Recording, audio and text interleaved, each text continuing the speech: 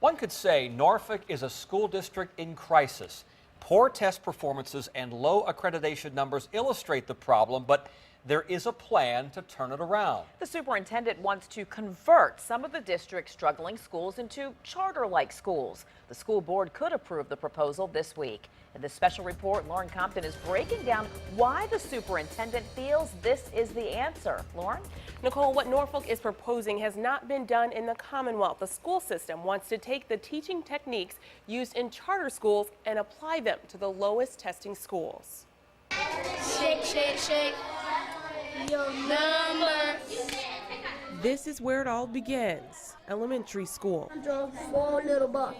where kids get the education that sets them up to be our future business leaders, doctors, teachers, nurses. But Superintendent Samuel King believes if the school district doesn't act now, many of these kids won't get a chance at these futures. We cannot do things as we always have done before because you get the same results. Those results are dire. In the 2011-2012 school year, 10 of Norfolk's 45 schools missed accreditation. In the 2012-2013 school year, 14 schools missed the mark. This year, 30 schools missed the benchmark.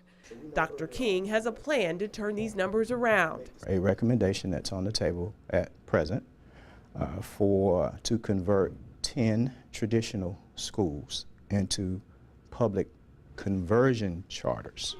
A traditional charter school is run by a private company.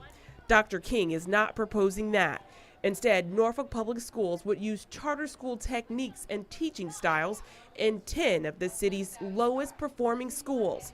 Norfolk would still have control over the schools. King is advocating for this model because it allows for more instructional time. We have many students that are struggling readers. It is our responsibility to get them on track. If we are indeed going to get them on track, we're going to have to find the time to do so. Public conversion charters could start classes before Labor Day and have a longer school year. Administrators could give more time in certain subjects where a student is struggling. If you are a struggling reader, then I need to be able to have the luxury of providing an extended literacy block, for example. There would also be 2 to 3 week breaks called intersessions. Kids could use the time for extra instruction. This is not a design that's going to take away from other schools. It's a must for us if we're going to turn the tide in our school district, and we will.